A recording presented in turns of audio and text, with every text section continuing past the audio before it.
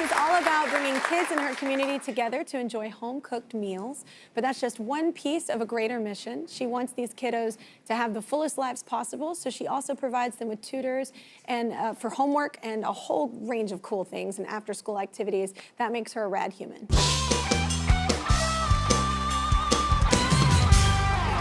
From South End Children's Cafe, let's welcome Tracie. I'll give it up for Tracie.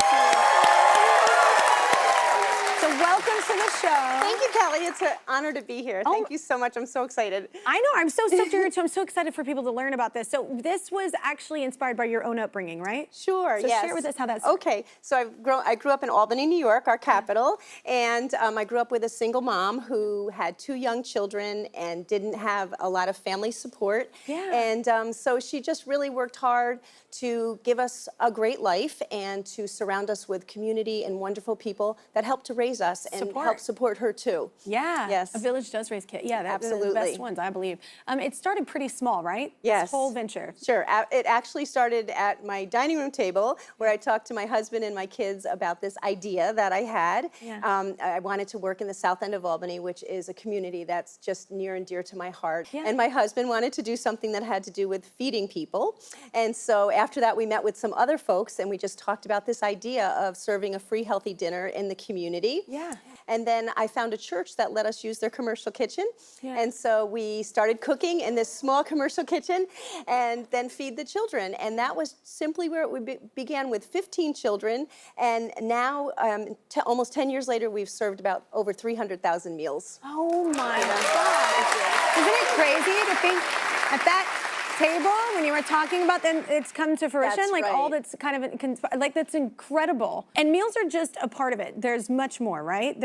Tell us what you offer. Sure. So when we started the program, we realized that the kids, if they wanted to come after school, they could come after school. Mm-hmm. So they started coming right from school. We have a homework program that is led by retired teachers and college students. Yeah. We have enrichment every single day. We have a Zen room where you can go and kind of chill out. We have a gym for exercise. We have a science space, an art space, and we are technology free. So everything we do with the kids for 3.5 hours has nothing to do with screens. It's just all exercise, enrichment, homework help, going outside and playing, and just kind of old school day. Yeah, and on top of that, food can either be medicine or poison. That's you know what right. I'm saying? Depending on what you're... So it's incredible that, they're getting food like that as well. So then there's the daily finale, right? That's the meal, right? Yes. Yeah. The meal is the big show, and we have volunteers in the kitchen every day. We have a salad bar, so every day we have a really nice salad bar set up,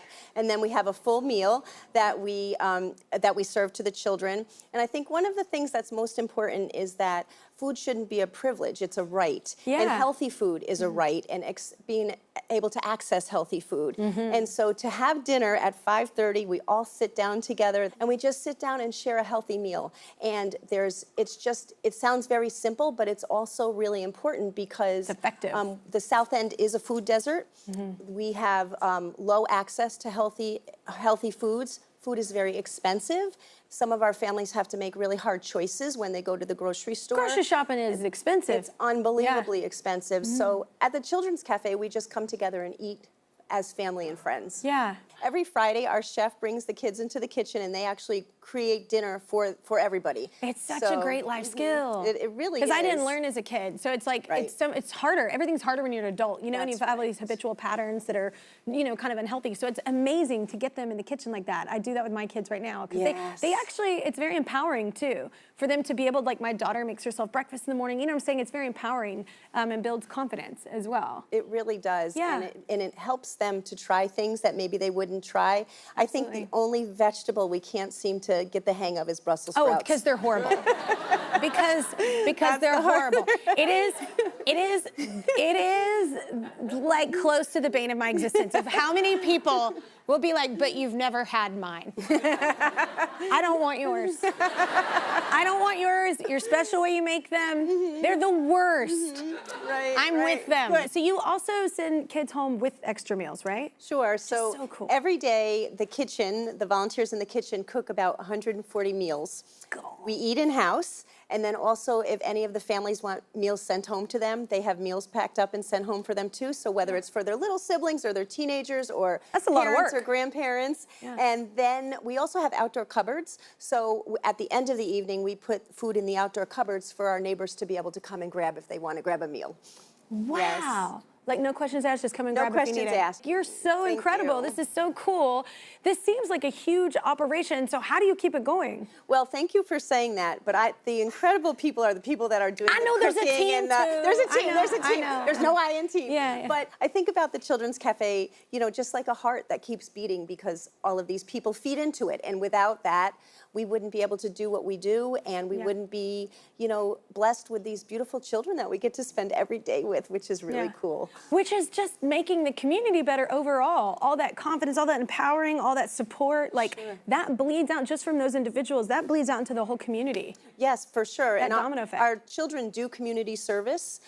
We have children that are going lobbying with us. We have some kids that were involved in mock trial at Albany Law School. So we do a lot of things in the community as well. But I think, you know, one of the most important things being in a community is really being present to the community. You can't just move into somebody's community and open a business or open a nonprofit. You have to, you know, you have to talk to people and see, is it okay if we're here? Yeah. And so I think that's one of the things that we've done. We've always been open. We've always, you know, I hope that we've been really trustworthy and transparent with our community. How can you help? What do you need? That's right. And the gift back to us is that we are able to be in this beautiful community with neighbors that come and help or walk by and watch out for the kids. Yeah. Yes. Oh, that's beautiful. So what's next for the cafe? What do you, I mean, you're already doing everything, but what's next? Well, when we started at our very small kitchen in 2015, we were there for about 2 years. Then we moved to a larger space, to a 3,000 square foot space, which enabled us to take more children.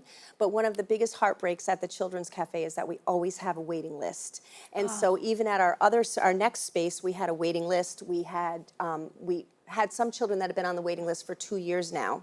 But in 2024, we received a grant and we purchased a building, which actually is the same building that we started in 2015. So we've gone home. Full circle. Full circle. Yeah. And so we moved from 3,000 square feet to 10,000 square feet. So what's next is to take all of the kids off the waiting list and hopefully never have a waiting list. Yeah. Yes. Oh yes. my God, congratulations. Well, we can see how valuable the cafe is to the Albany community, but we are not the only ones. Tracie doesn't know this, but we've been in touch with the mayor of Albany, Kathy Sheehan, and she sent a message, so let's take a look. Hi, I'm Albany Mayor Kathy Sheehan, and I am so fortunate that Tracie Keelar came to our community 10 years ago to address food insecurity in our South End. And since then, she and her team have grown the South End Children's Cafe into a place that not only provides warm meals, but it feeds our young people's minds and their spirits, and the work that they are doing is incredible. We are so grateful that the Kelly Clarkson Show is recognizing Tracie Keelar and the South End Children's Cafe. And in honor of this recognition, I am declaring March 27th to be the South End Children's Cafe Day here in the city of Albany. And I want to thank Tracie for all of her hard work. That's right, today is now South End Children's Cafe Day. That's pretty cool. That's really cool. Yeah, you know what also is cool? There's more. Our friends at Conagra believe that everybody deserves consistent access to nutritious food.